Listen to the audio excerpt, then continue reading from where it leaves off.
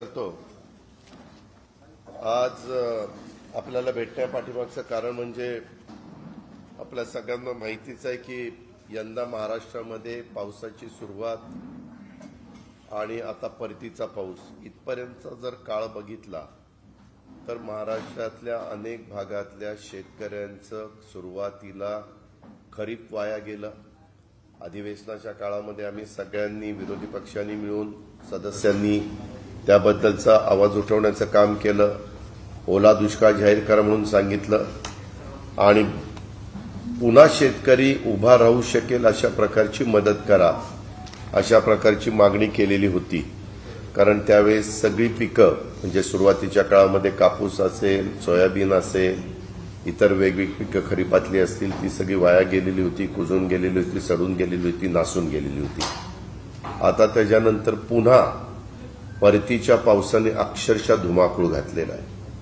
पुण्यामध्ये तर ह्या पावसाने सगळं पुणे जलमय करून टाकलेलं आहे। मला सकाळपासून मी माहिती घेतोय अनेक भागातले धरणं भरलेली असल्यामुळं आणि त्याच्यात काय जलसंपदा विभागाचं 15 ऑक्टोबर पासून ते केटीवेरला गेट टाकतात, त्याला पाया टाकता म्हणू शकता, गेट टाकता म्हणू शकता, आणि ते गेट टाकले आणि पाऊस आता सुरू झालाय त्याच्यामुळं त्या केटीवेरच्या वरनं पाणी व्हायला लागलेलं आहे आणि अक्षरशः महाराष्ट्राच्या उत्तरेकडील भागावर व दक्षिण भागावर मोठ्या प्रमाणावर बंगालच्या उपसागरातून येणाऱ्या पूर्वेकडील वाऱ्यासह आपल्या राज्याच्या दक्षिणेकडील भागात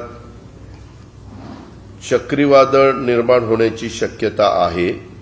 17 ऑक्टोबरपासून पश्चिम वायव्य दिशेच्या हालचालीसह कमी दाबाच्या क्षेत्रामध्ये विकसित झाल्यामुळे राज्याच्या दक्षिण आणि मध्य भागात वरचे हवेचे चक्रीवादळ निर्माण होण्याची शक्यता आहे। म्हणजे आता पुन्हा दिवाळीच्या तोंडावर हे चक्रीवादळाचं संकट, त्यामध्ये सरकारने ताबडतोब त्या भागातल्या लोकांना अलर्ट केलं पाहिजे, त्यांना सांगितलं पाहिजे। दुसरी गोष्ट, आता पाणी सोडत असताना, धरणाचं पाणी सोडत असताना, ओव्हरफ्लोचं पाणी सोडत असताना कुठल्याही नदीकाठच्या गावांना धोका होणार नाही अशा प्रकारची काळजी घेतली पाहिजे। पाणी सोडण्याची वेळ आलीच तर साधारण दिवसा पाणी त्या भागातनं जाईल अशा प्रकारचा प्रयत्न केला पाहिजे आणि सतत सरकारने याकडे त्यांच्या जलसंपदा विभाग असेल किंवा संबंधित अधिकारी असतील, जिल्हाधिकारी आणि त्यांची टीम असेल, त्यांनी त्याच्यामध्ये लक्ष देण्याची गरज आहे। कारण गेल्या काही दिवसापासून अक्षरशः तुमच्या माझ्या महाराष्ट्रामध्ये पावसाने हाहाकार माजवलेला आहे आणि 14 ऑक्टोबर रोजी तर मान्सून महाराष्ट्रातून माघार घेतल्याचं, मराठवाड्यासह विदर्भ, मध्य महाराष्ट्र, कोकणातून पावसाने निरोप घेतल्याचं हवामान खात्याने सांगितलेलं होतं आणि हे सांगतायत 14 तारखेला, आज मात्र 18 तारखेला अशा प्रकारचा पाऊस पडतोय। काल पण खूप पाऊस पडला। 15 तारखेला साखर कारखाने सुरू करण्याच्या करता परवानगी दिलेली होती, काही कारखाने सुरू झाले, परंतु एवढा पाऊस पडला की बग्यास ओला झाला आणि पुन्हा कारखाने बंद करण्याची वेळ हे तिथल्या साखर कारखानदारांच्यावर आलेली आहे, सहकारी संस्थांच्यावर, सहकारी साखर कारखान्यांच्यावर आलेली आहे। त्याच्यामध्ये माझं तर मुख्यमंत्री, उपमुख्यमंत्री, मला असं कळलं की उपमुख्यमंत्री आज कॅबिनेट होती परंतु अचानक काही कारणानिमित्त ती रद्द करण्यात आली। आता उद्या कॅबिनेट आहे म्हणून समजतंय, पण त्या संदर्भात मी स्वतः मुख्यमंत्र्यांची आणि उपमुख्यमंत्र्यांची पण वेळ मागितलेली। उद्या जर त्यांनी मला वेळ दिली तर हेही विषय मी त्यांना मांडणार आहे आणि त्याच्यामध्ये ह्या सगळ्या गोष्टी त्यांच्या लक्षामध्ये आणून देणार आहे। तसंच ह्या उत्तर महाराष्ट्रातील नाशिक, नंदुरबार, धुळे, जळगाव, मराठवाड्यातील औरंगाबाद, जालना, परभणी, हिंगोली, नांदेड आणि लातूर या 10 जिल्ह्यात येलो अलर्ट जारी केलेला आहे आणि विदर्भाच्या देखील काही भागात जोरदार पावसाची शक्यता आहे।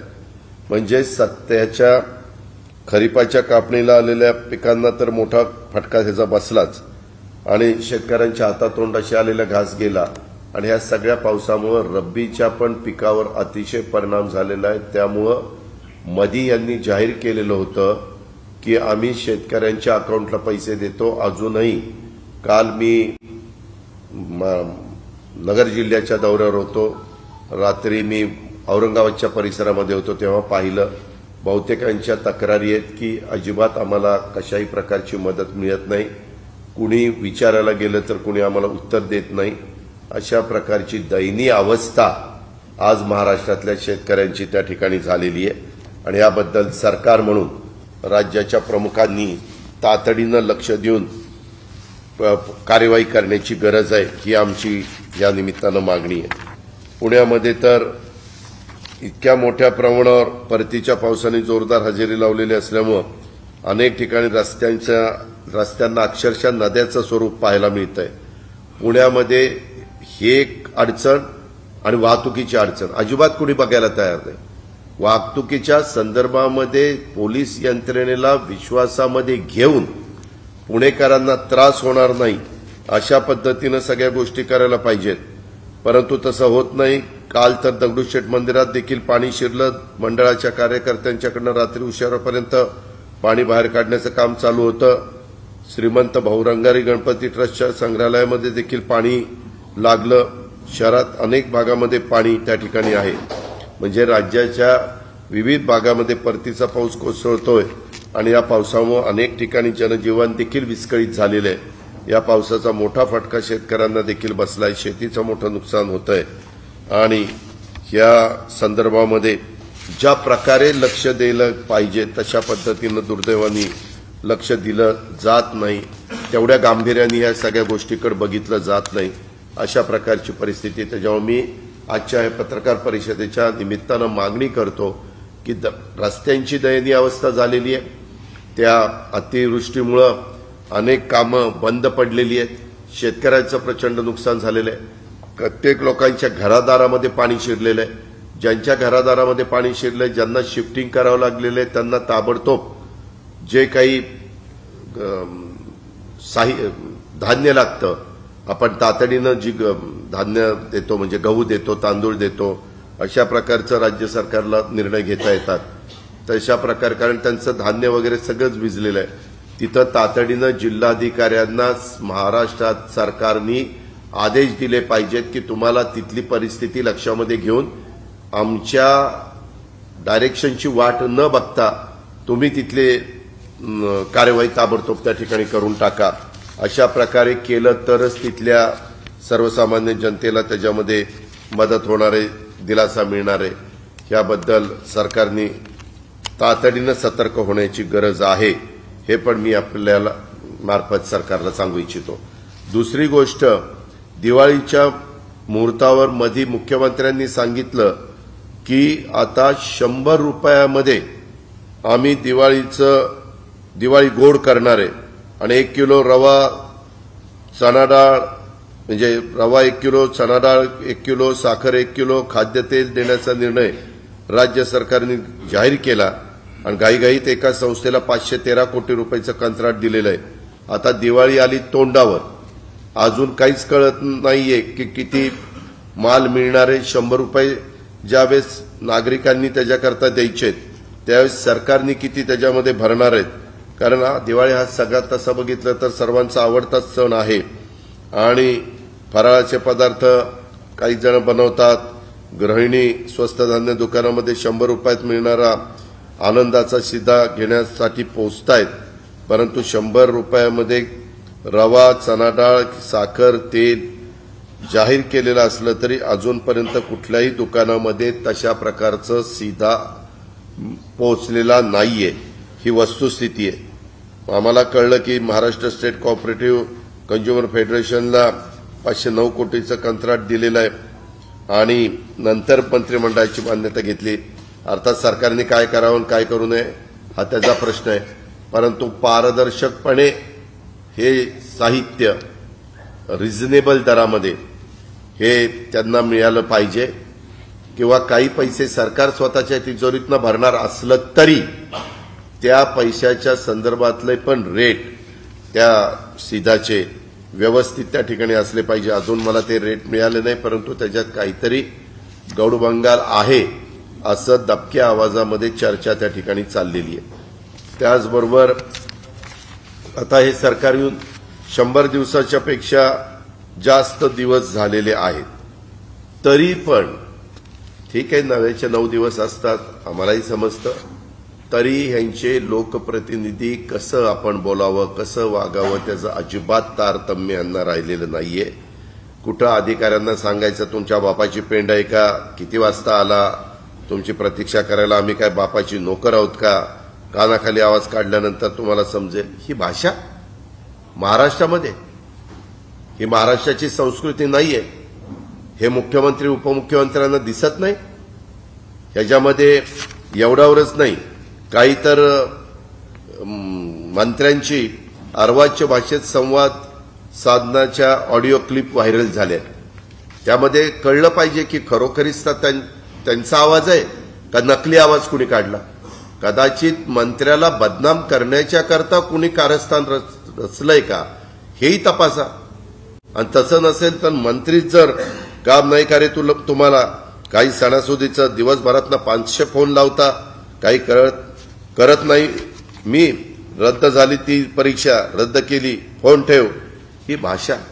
एक तर बेरोजगारी वाढलेली आहे, महागाई वाढलेली आहे, नुसत्या घोषणा चालल्यात की आता पोलीस भरती होणार आहे, आता ही भरती होणार आहे, ती भरती होणार आहे, तरुण तरुणी आशेनी कुठेतरी आता त्या विभागाच्या मंत्र्यांना फोन करण्याचा प्रयत्न करतायत, तर यांचे ही भाषा, त्या फोनवर ही अशा प्रकारची उत्तरं, ह्याच्याकरता यांना मंत्रिपद दिलीत का काय केलंय याचंही उत्तर मुख्यमंत्र्यांनी त्या ठिकाणी दिलं गेलं पाहिजे। असं बऱ्याच जणांच्या मध्ये तर एका मंत्र्यांच्या स्वतःच्या इन्स्टिट्यूटमध्ये हॉस्टेलमध्ये मुलीवरच बलात्काराच्या संदर्भातल्या काही गोष्टी, म्हणजे तशा प्रकारचा त्याच्यावर अन्याय होण्याच्या बद्दलच्या काही गोष्टी पुण्यामध्ये घडल्या। हे बातम्या सतत येत आहेत, त्याच्या संदर्भामध्ये सरकारने लक्ष दिलं पाहिजे, मुख्यमंत्र्यांनी लक्ष दिलं पाहिजे, यांच्या आमदारांनी तारतम्य ठेवलं पाहिजे। कुठल्याही परिस्थितीमध्ये कायदा हातात घेण्याचा अधिकार सरकार यांचा आला म्हणजे काय, कायदा यांच्या लोकप्रतिनिधींना हातामध्ये देण्याचा अधिकार हा कोणी त्यांना त्या ठिकाणी दिलेला नाहीये। याची पण नोंद ही सरकारने या निमित्तानं घेतली पाहिजे। मध्ये 15,000 मराठी शाळा बंद करण्याचा घाट अशाही प्रकारची बातमी आलेली होती, त्याहीबद्दल सरकार नक्की काही सांगेना, कारण कमी पटसंख्येच्या नावाखाली गोरगरीब वंचित दुर्गम भागातील लेकरांचं शिक्षण संपुष्टात येण्याची भीती या निमित्तानं तयार झालेली आहे। त्याबद्दल पण सरकारने स्पष्ट त्यांची काय भूमिका आहे, कारण आपल्याला माहिती आहे विशेषतः मुलं मुली शिक्षणापासून दुरावतात, कारण वस्ती वाडी तांड्यावर दऱ्याखोऱ्यातील दुर्गम आदिवासी भागातील विद्यार्थ्यांना नदी नाले ओलांडून अनेक टेकड्या पार करून शाळेत पोहोचावं लागतं, आणि या शाळेतून हजारो मुलं मुली शिक्षण घेत आहेत, आणि तिथल्या शाळा पटसंख्येच्या अभावी बंद करायचा बद्दलचे चर्चा चाललेली आहे। त्याचबरोबर अनेक ठिकाणी आझाद मैदानावर पण काही शिक्षक बांधव बसलेले आहेत, त्याच्याही बद्दल सरकार काही भूमिका स्पष्टपणे घ्यायला तयार नाही। त्यांनी केलेल्या मागण्याच्या बद्दल सरकारचं काय मत आहे काय नाही, चर्चेला त्यांना बोलवलं जात नाही। अशा अनेक प्रकारच्या घटना सध्या या महाराष्ट्रामध्ये चाललेल्या आहेत, परंतु दुर्दैवाने राज्यकर्त्यांना तिथं लक्ष द्यायला वेळ नाही, अशा प्रकारची परिस्थिती आहे।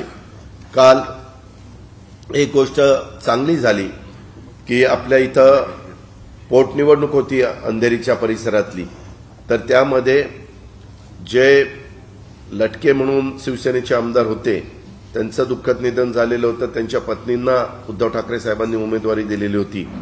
पवार साहेबांनी आवाहन केल्यानंतर, राज ठाकरेंनी एक पत्र दिल्यानंतर भाजपनी त्यामध्ये अतिशय सकारात्मक चांगली भूमिका घेतली, त्याबद्दल त्यांचं मनापासून अभिनंदन, त्यांचं मी कौतुक करतो।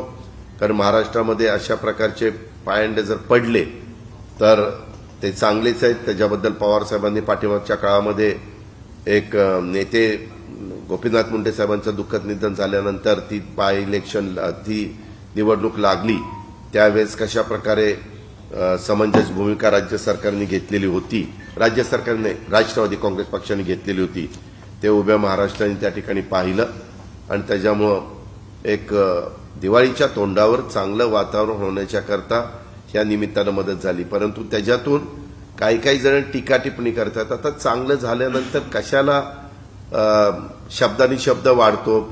त्याच्यामुळे माझं सर्वच इतर राजकीय पक्षांना आव्हान आहे की ती घटना चांगली झाली, त्याच्याबद्दल चांगल्याला चांगलं म्हणलं पाहिजे।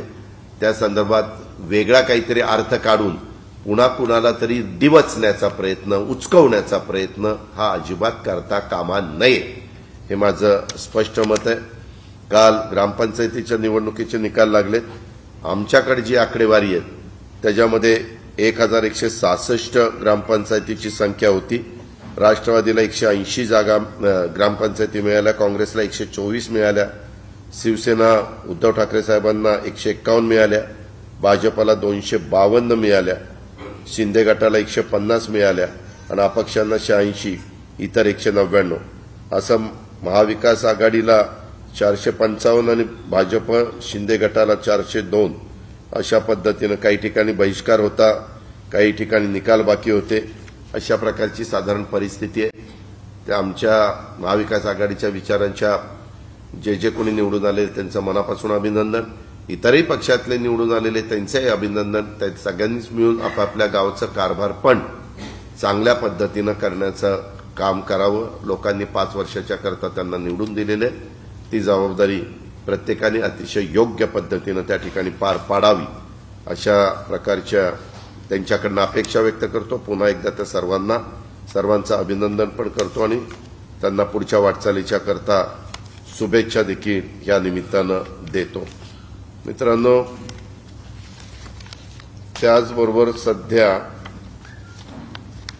अजून काही सरकार नक्की काय हवामान खात्याच्या किंवा चक्रीवादळाच्या बद्दल किंवा वादळाच्या बद्दल होणार आहे त्याबद्दल अजून स्पष्टपणे सांगायला तयार नाही। उद्या त्यांची कॅबिनेट आहे। खरं तर त्यांनी त्या निमित्तानं कॅबिनेट झाल्यावर किंवा त्यांना सोयीचं असेल तेव्हा त्याबद्दल सांगितलं तर जनता त्याच्याबद्दल अधिक माहितीनं जागृत राहील आणि जी काही खबरदारी काळजी घ्यायला पाहिजे तशा पद्धतीनं काळजी ही प्रत्येकाकडनं त्या ठिकाणी घेतली जाईल। मला माहिती आहे की अशा प्रकारची नैसर्गिक संकट येतात त्यावेळेस सगळं सरकारवर ढकलून चालत नाही, काही जबाबदार नागरिक या नात्याने आपली पण जबाबदारी असते, परंतु ते कळलं पाहिजे लोकांना, ग्रामीण भागातल्या सगळ्या सहकाऱ्यांना, शहरी भागातल्या लोकांना। ही मात्र आमची अपेक्षा आहे, तशा प्रकारची आम्हा लोकांची मागणी आहे। आणि हा आता परतीचा पाऊस पडतोय त्याच्यामध्ये अतिवृष्टी होतीये म्हणून ओला दुष्काळ जाहीर करायची पुन्हा मी मागणी करतो आणि जे शेतकऱ्यांचं नुकसान झालेलं आहे त्याबद्दल ताबडतोब जिल्हाधिकारी, कृषी विभाग, रेव्हेन्यू विभाग, ज्या कुठल्या विभागाला त्यांना जे आदेश द्यायचे असतील ते त्यांनी द्यावेत आणि त्याच्यामध्ये मदत त्या ठिकाणी करावी। तातडीची मदत करून सरकार काय करणार आहे तेही त्या ठिकाणी जाहीर करावं, अशा पद्धतीनं मी मागणी करतो। काल मला एक माहिती, उद्धव ठाकरे साहेबांचे समर्थक खासदार आहेत त्याच्यामध्ये राजन विचारे म्हणून आपल्या ठाण्याचे खासदार आहेत, त्यांनी आपल्या जीवाला धोका असल्याचं पत्र पोलीस महासंचालकाला पाठवलेलं आहे आणि त्यांची काहीतरी पोलीस सुरक्षा कमी करण्यात आलेली आहे। खरं तर त्यांच्या जीवाचं बरं वाईट झाल्यास त्यांनी सरळ सांगितलं की राज्याचे मुख्यमंत्री आणि राज्याचे गृहमंत्री आणि उपमुख्यमंत्री हे जबाबदार राहतील, असं विचारे साहेबांनी म्हटलेलं आहे आणि त्यांनी पोलीस महासंचालकांना पण पत्र पाठवलेलं आहे। माझं म्हणणं की सरकार येत असतात, सरकार जात असतात, कोण कुठल्या पक्षाचं आहे, कुणी लोकप्रतिनिधी असू, कुणी सर्वसामान्य माणूस असू, प्रत्येक माणसाचं, नागरिकाचं संरक्षण करणं हे त्या राज्यांची जबाबदारी असते, तिथल्या पोलीस खात्याची जबाबदारी असते, कायदा सुव्यवस्था चांगली ठेवण्याच्या दृष्टिकोनातनं।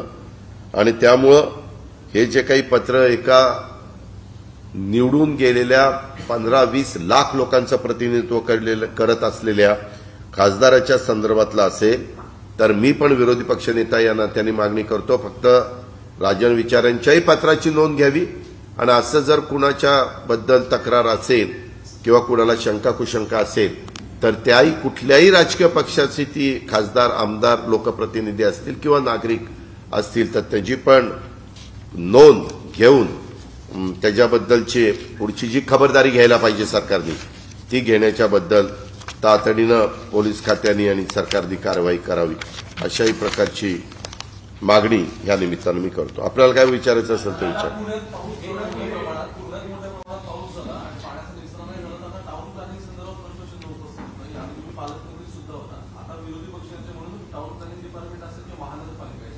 याबद्दल खरं तर टाउन प्लॅनिंग आणि महानगरपालिका पुण्यामध्ये अनेक ठिकाणी बिल्डर लोकांनी किंवा यांच्या लांगे बांधे असतात कॉर्पोरेशनमधल्या अधिकाऱ्यांचे आणि संबंधित बिल्डरचे आणि त्याच्यातनं निसर्गाने पूर्वीच्या काळामध्ये तयार केलेले जे काही नॅचरल सोर्स होते म्हणजे ओढे, नाले, नद्या इथंच मोठ्या प्रमाणावर कुठं राडा टाका, कुठं अतिक्रमण करा, कुठं लेवलिंग करा, बुजवा आणि तिथं बिल्डिंग बांधा अशा प्रकारची परिस्थिती केली. मागे पुण्यामध्ये हेच घडल्यानंतर त्यावेळेस पालकमंत्री या नात्याने मी बैठक घेतलेली होती. त्यावेळेस भाजपची कॉर्पोरेशनमध्ये सत्ता होती. मी त्यावेळेस तिथल्या महापौरांना आणि आयुक्तांना सगळ्या टीमला सांगितलेलं होतं ह्याच्यात राजकारण आणू नका, परंतु पुण्याच्या आजूबाजूला टेकड्याचा भाग आहे, डोंगराचा भाग आहे, तिथून ज्यावेळेस मोठ्या प्रमाणावर पाणी जोरात खाली येतं त्यावेळेस ते पाणी ओढ्या नाल्यांनी नदीपर्यंत मिळण्याच्या करता त्यांचं जो मार्ग आहे त्या मार्गावरची अतिक्रमणं ताबडतोब काढली पाहिजेत. त्याच्यामध्ये कुणी बांधकाम केलेलं असलं तर ते बांधकाम तोडलं पाहिजे. आणि काही ठिकाणी काय केले, काहींनी ते मोठे नाले होते ते बुजवलेत आणि पायपा टाकल्यात. त्या पायपाची साईज आहे बारकी, त्या पायपामध्ये तेवढ्या साईजचं पाणी बसत पण नाही आणि मग पाणी मागं दाबलं जातं आणि ते सगळं पाणी नागरिकांच्या वसाहतीमध्ये शिरतं आणि त्यांची घरं पाण्याखाली जातात आणि त्यांचं नुकसान होतं.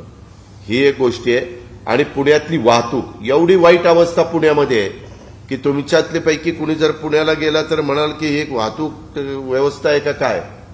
आता सरकार आहे, पालकमंत्र्यांनी लक्ष दिलं पाहिजे, पोलीस खात्याने लक्ष दिलं पाहिजे, ट्रॅफिकने लक्ष दिलं पाहिजे. पोलीस कमी पडत असेल तर वॉर्डर्स नेमले पाहिजे, त्याच्यामध्ये इतर होमगार्डची मदत घेतली पाहिजे. जे जे काही शक्य असेल ते करले पाहिजे. कारण आता दिवाळी 2 वर्ष मागची करोनाच्यामुळं उत्साहाने सण साजरे करता आले नाही, मर्यादा होत्या, तर लोक मोठ्या प्रमाणावर बाजारामध्ये बाहेर पडतायत. अक्षरशः बाजारपेठा फुलून गेलेल्या आहेत.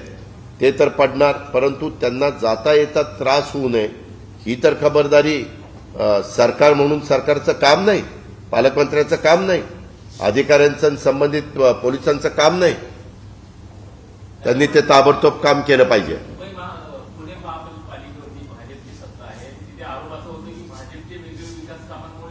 भाजपची सत्ता नाही बाबा, आता कुठंच सत्ता, सगळीकडे प्रशासक आहे. होती एक मिनिट, आपल्या देशामध्ये जिथं जिथं शहरं डेव्हलप होतात तिथं बहुतेक ठिकाणी मेट्रोची कामं चालतात, फ्लायओव्हरची कामं चालतात, त्याच्या संदर्भात आरयूबीची रेल्वे अंडरब्रिजची कामं चालतात, रेल्वे ओव्हरब्रिजची कामं चालतात, त्याच्या संदर्भामध्ये अनेक प्रकारची कामं तिथं चाललेली असतात. तसं पुण्यामध्ये पण चाललेले आहेत. तरी पुण्यामध्ये ती चाललेली असताना ती वेळेत होण्याकरता मी 15 दिवसाला मीटिंग घ्यायचो. तुम्ही बघा, 2.5 वर्षामध्ये माझ्या मीटिंग मंत्रालयामध्ये व्हीसीवर ठरलेल्या असायच्या आणि 15 दिवसांनी आढावा घेत असताना नुसतं पुण्याचा नाही, महाराष्ट्रातले महत्वाच्या प्रकल्पाचा मी आढावा घ्यायचो. त्यावेळेस काय अडचणी आहेत, काय नाही, सगळ्या खात्याचं कोऑर्डिनेशन करणं, निधी नसेल तर तो निधी उपलब्ध करून देणं, अजून काही कोर्ट कचेऱ्या वगैरे काही असतील तर त्या सोडवणं, काही तिथं राजकीय समस्या असतील तर संबंधितांशी बोलणं, असं सगळं करून आम्ही करत होतो.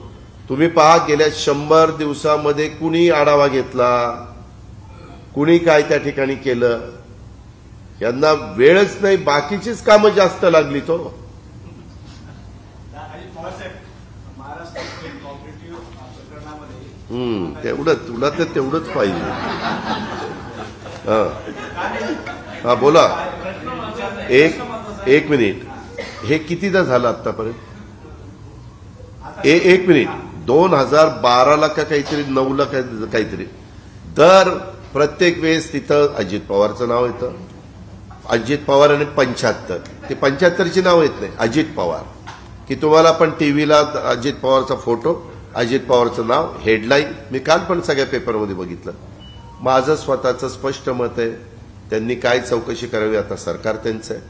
मागं चौकशी सहकार विभागाने केली होती, रिटायर न्यायाधीशांनी केलेली होती, सीआयडीने केलेली होती, एसीबीने केलेली होती, ईओडब्ल्यूने केलेली होती.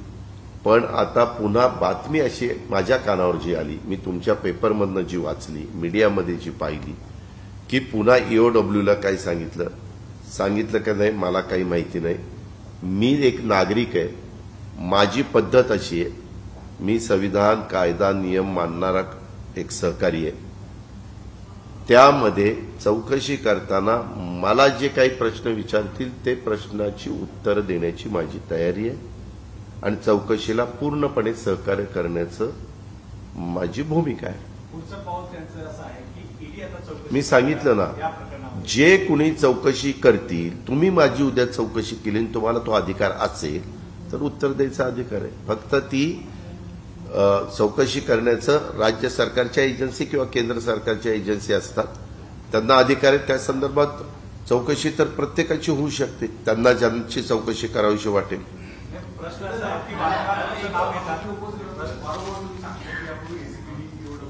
नाही, वारंवार सांगतो नाही, हे तुम्हालाही माहिती आहे, तुम्ही पण दिलेलं होतं. ज्यावेळेस कुठलंही सरकार नव्हतं, म्हणजे त्यावेळेस एसीबीने क्लीन चिट दिलेली होती, तेव्हा कुठल्याच सरकार नव्हतं, राज्यपाल महोदय होते. आणि त्याच्यानंतर मी आणि देवेंद्रने 3 दिवसाचं सरकार केलं होतं, ते पडलं, म्हणजे राजीनामा दिल्यानंतर.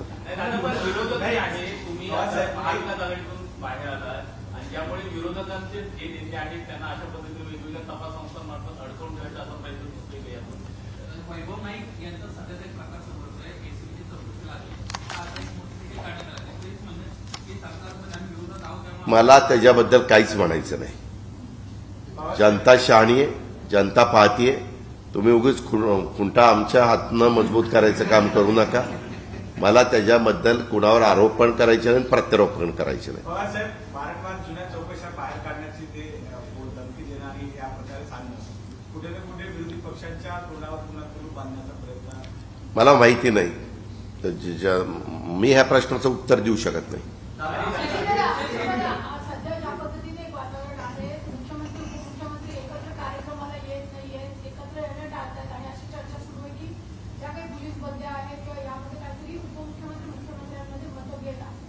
मला नाही वाटत. मी जे काही ह्या दोघांनाही गेले अनेक वर्ष ओळखतो, ते बघता मला अजिबात तसं वाटत नाही.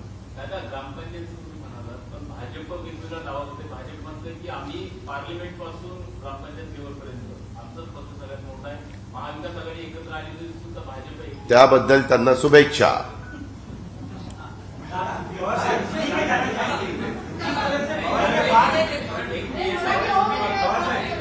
एकाने विचारून पीएसआयची संघटना आहे, त्यामध्ये तपास संस्था ज्या सांगतायत की 2048 साली हिंदू राष्ट्राच्या ऐवजी मुस्लिम राष्ट्र बनवायचं होतं, म्हणून अशा पद्धतीनं वेगवेगळ्या पद्धतीनं पीएसआय संघटना काम करत होती. आणि त्या संदर्भात न्यायालयामध्ये सरकारी वकिलांनी असं युक्तिवाद केलाय की कार्यकर्ते जे आहेत पीएसआयचे ते मुस्लिम राष्ट्र बनवण्यासाठी प्रयत्न करत होते. तुम्हाला वाटतं की? मला ह्याच्याबद्दलची काही माहिती नाहीये.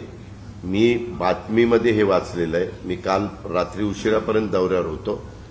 तुम्ही आता मला तो प्रश्न विचारला. मी आज राज्याचा विरोधी पक्षनेता आहे. एखाद्याच्या प्रश्नाच्या संदर्भातली आपल्याला बारकाईने माहिती नसेल अधिकची, तर मी त्याच्याबद्दल उत्तर देणं उचित दिसणार नाही.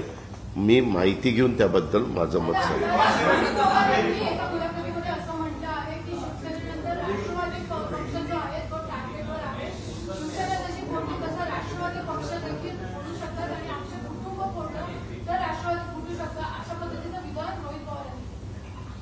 रोहितला विचारतो काय बाबा त्या मैदानामागचा अर्थ काय आहे विचारतो. हे काय असं फोडातोडीचं राजकारण, फोडणं पिडणं, प्रत्येकाला आपापला पक्ष वाढवायचा अधिकार आहे. भाजपला आहे, काँग्रेसला आहे, शिवसेनेला आहे, राष्ट्रवादीला आहे, उद्धव ठाकरे साहेबांच्या शिवसेनेला आहे, शिंदे साहेबांच्या शिवसेनेला, सगळ्यालाच आहे, मनसेला आहे. त्याच्यामुळं ज्यांनी त्यांनी आपापल्या पद्धतीनं काम करावं. काय होतं अलीकडच्या काळामध्ये कुणीतरी काहीतरी त्याच्याबद्दल वेगळं काही मत व्यक्त केलं तर आता मधी मी एक बोललो होतो की मला असं वाटतं एकंदरीतच तुमच्यासारख्याच पत्रकार मित्रांनी कुठेतरी प्रश्न विचारलेला होता की बाबा हे सरकार किती काळ चालेल. ज्या दिवशी सरकार आलं त्याही दिवशी मी तुम्हाला सांगितलं होतं 145चा आकडा त्यांच्याबरोबर आहे तोपर्यंत हे सरकार चालेल. मी या मताशी शेवटपर्यंत ठाम राहणार आहे. तर सांगितलं अजित पवारांनी काहीतरी त्या आमदारांच्यात असं सांगितलं तसं सांगितलं. मला काय करायचं, मला माझं काम भरपूर पडलंय. त्यांचं त्यांना लखला, आमचं आम्हाला लखला.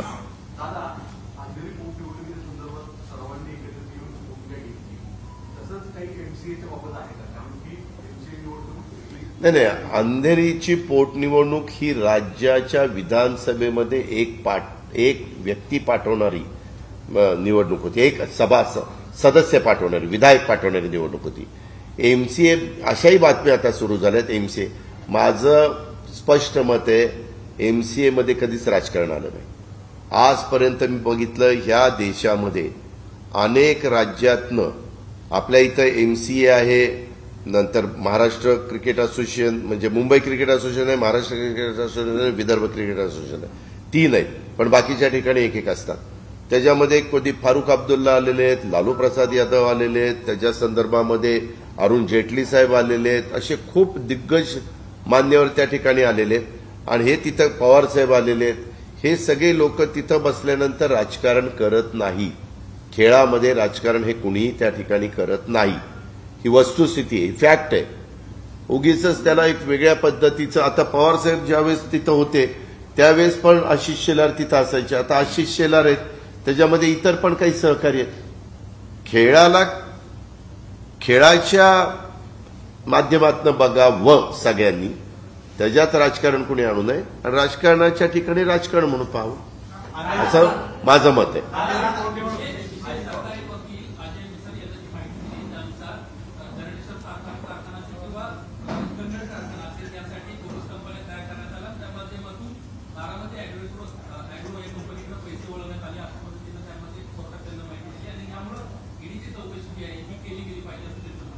हो का, चौकशी करण्याचा अधिकार त्यांना आहे. मी मगाशीच सांगितलं ना, चौकशी त्या ठिकाणी करावी.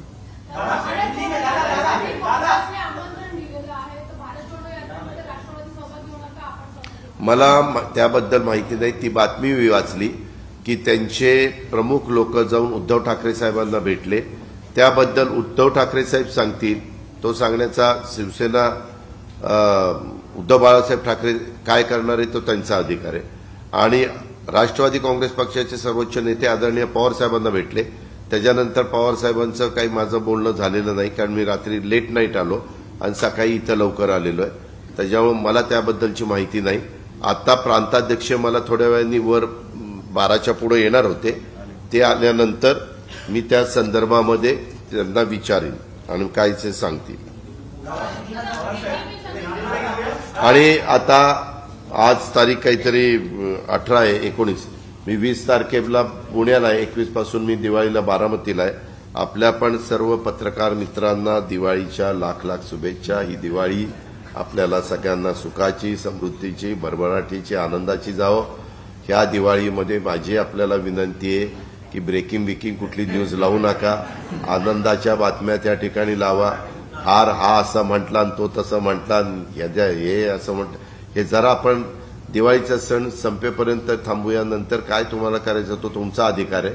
माझी विनंती आहे, तुम्हाला त्याच्या आधी करायचं असेल तरी तुम्ही करू शकता, मी काही तुम्हाला रोखू शकत नाही, पण आपली विनंती.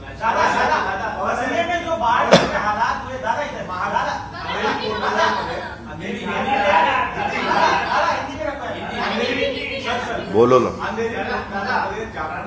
आपण सगळे एकत्र आले आणि तीच आता महाविकास आघाडी. अहो साहेब, कुणी एकत्र आलेले नाही. पक्ष सगळ्यांचे वेगवेगळेच आहेत. ते सगळे पक्ष आपापल्या परीनं काम करतायत. पुढच्या येणाऱ्या स्थानिक स्वराज्य संस्थांच्या निवडणुकीची तयारी करतायत. त्यामध्ये फक्त काही पक्षाच्या प्रमुखांनी आव्हान केलं आणि त्या आव्हानाला भाजपनी प्रतिसाद दिला आणि त्यांचा जो अधिकृत उमेदवार होता त्याला फॉर्म मागे घ्यायला सांगितला.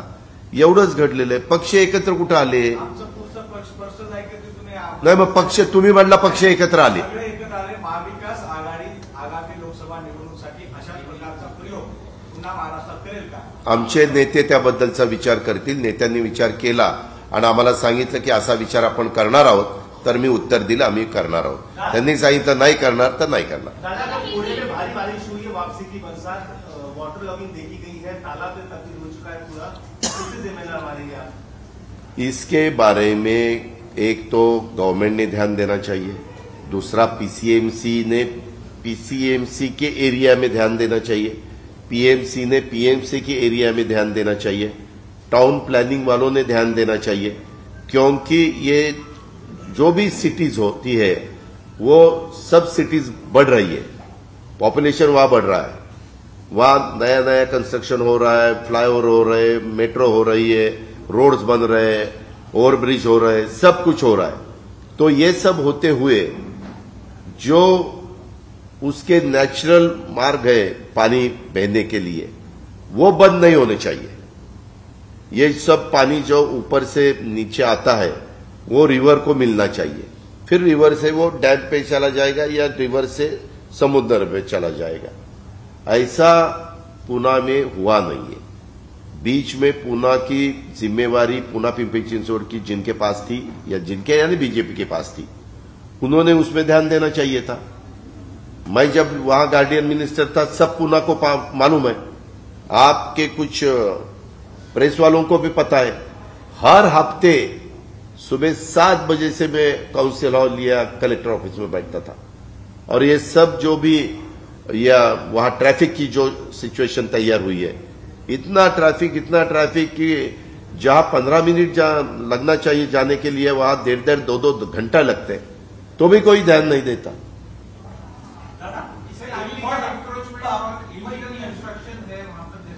हाँ बताया. नहीं 100 दिन का सवाल नहीं उठता. तो आप बोलेंगे 100 दिन से पहले जिसका गवर्नमेंट था उन्होंने ध्यान देना चाहिए था. गवर्नमेंट किसकी भी हो, वहां जो ऑफिसर्स आप अपॉइंट करते हैं उनकी जिम्मेवारी है. जब आपकी बिल्डिंग किसी की बिल्डिंग हो बिल्डर की पूरी होने के बाद कंप्लीशन सर्टिफिकेट मिलता है तो ठीक तरह से देखना चाहिए कि वहां पानी कहां से ऊपर से आता है, वो पानी आने का उन्होंने कुछ बंद तो नहीं किया है, वहां पाइपलाइन तो नहीं न डाली, वहां फिलिंग तो नहीं न किया, ये सब देखना है. तो जिस ऑफिसर ने ये कंप्लीशन सर्टिफिकेट दिया है, जो वहां था जिसको अपॉइंट किया था तब का निकालना चाहिए. वो अभी रिटायर हुआ होगा तो भी उसके ऊपर एक्शन लेनी चाहिए, मेरा तो ये कहना है. और अभी भी जो कंस्ट्रक्शन चालू है उसमें मैंने एक पीएमसी पीसीएमसी का नाम लिया, लेकिन उसमें पीएमआरडीए भी आता है. अभी जैसा एमएमआरडीए अपना बंबई में है वैसे पुणे में पीएमआरडीए भी है. उन्होंने भी ध्यान देना चाहिए. ये सबकी जिम्मेदारी है. इन सबकी जिला परिषद में सिटी खत्म होने के बाद तुरंत जिला परिषद के एरिया शुरू हो जाती है. ऐसे और गार्डियन मिनिस्टर ने ध्यान देना चाहिए. एक बड़ी सिटी है, बंबई के बाद पॉपुलेशन सबसे ज्यादा पुणे पिंपरी चिंचवड का हो रहा है बंबई ठाणे के बाद. तो वहां गवर्नमेंट के नाते सीएम डीसीएम ने भी ध्यान देना चाहिए. 5 साल में जो पीएमसी में भ्रष्टाचार हुआ, जो आपने वजह बताई, भ्रष्टाचार की आपको लगता है एक बड़ी वजह ध्यान नहीं दिया? वो भी देखना चाहिए कि अगर इसका कारण अलग है, उसमें जो काम करना चाहिए था वो काम उसी तरह से ठीक तरह से नहीं किया होगा तो उसकी भी इंक्वायरी होनी चाहिए. हाँ,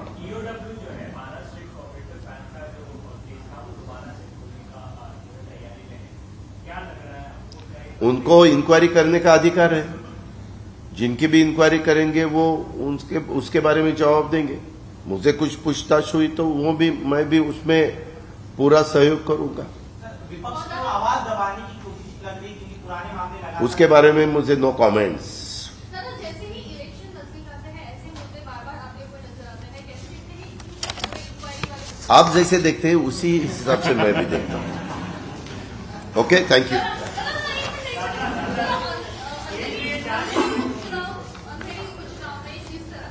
महाराष्ट्र की राजनीति के बारे में अभी बोला गया, संस्कृति जो है वो दिखाई गई। पूरे इस मामले में जो है वो शिवसेना से अभी विवादास्पद जो है वो बयान आते हुए नजर आ रहे हैं। उन्होंने कहा है कि बीजेपी हमसे डर गई, जबकि ये संस्कृति की बात ये बराबर नहीं है। ऐसे मैंने पहले ही बताया कि ये जो अलग अलग पार्टियां, ये हमारी पार्टी हो या दूसरी कोई भी पार्टी हो, एक अच्छा डिसीजन पवार साहब जी ने और राज ठाकरे जी ने इसके बारे में रिक्वेस्ट की, उसको बीजेपी की तरफ से पूरा सपोर्ट किया गया, उन्होंने कैंडिडेट विड्रॉ किया, एक अच्छा माहौल हुआ है। दीपावली अभी आई है, तो ये माहौल बनने के बाद कोई भी पार्टी ने उसके खिलाफ अलग स्टेटमेंट निकाल के गलत अर्थ निकालने की जरूरत नहीं है। अभी मैं तो ये डिसीजन बीजेपी वालों ने लिया, इसीलिए बीजेपी का अभिनंदन, उनको धन्यवाद। नमस्ते।